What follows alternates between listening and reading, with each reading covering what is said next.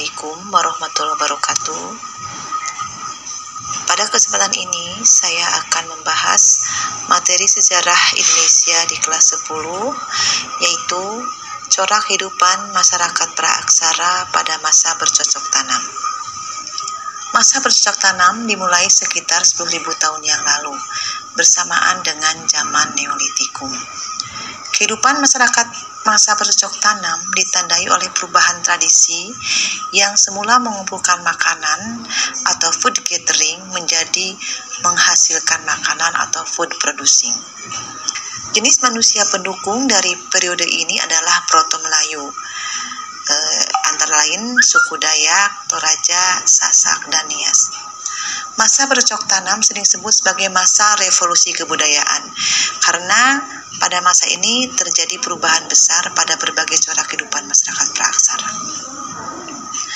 Kehidupan ekonomi pada masa bercocok tanam.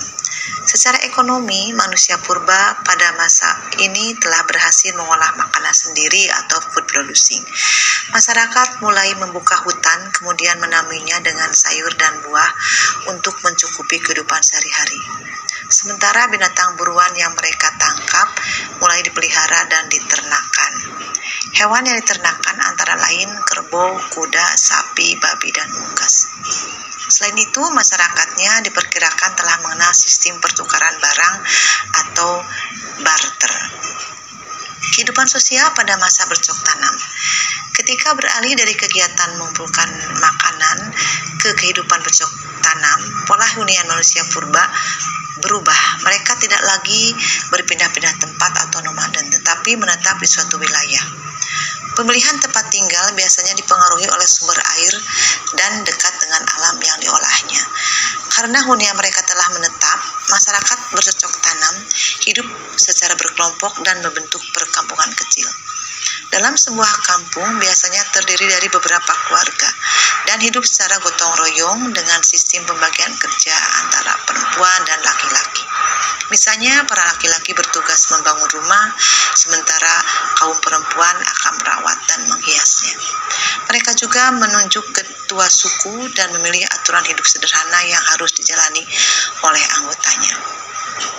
Kehidupan budaya pada masa bercocok tanam. Zaman kehidupan masa bercocok tanam dan hidup menetap berlangsung bersamaan dengan masa Neolitikum. Sebab pada periode ini terjadi revolusi kebudayaan yang sangat besar dalam peradaban manusia. Hal ini dapat dilihat dari benda-benda peninggalannya berupa peralatan dari batu dan tulang yang telah diupam atau diasah.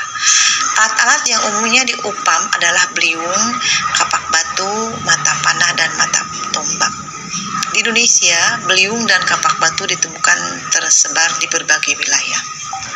Dari penemuan berupa alat pemukul kayu, manusia pada masa bercocok tanam diduga sudah mengenal pakaian. Pakaiannya terbuat dari kulit kayu dan kulit binatang. Penyelidikan arkeologi juga membuktikan bahwa tradisi membuat benda-benda gerabah mulai dikenal pada masa bercocok tanam. Sistem kepercayaan masa bercocok tanam. Masyarakat pada masa bercocok tanam mengenal kepercayaan akan hal gaib dan orang yang meninggal akan memasuki alam lain. Oleh karena itu, orang yang meninggal akan dibekali benda-benda keperluan sehari-hari. Berkaitan dengan kepercayaan ini, muncul tradisi pendirian bangunan besar yang disebut tradisi megalit.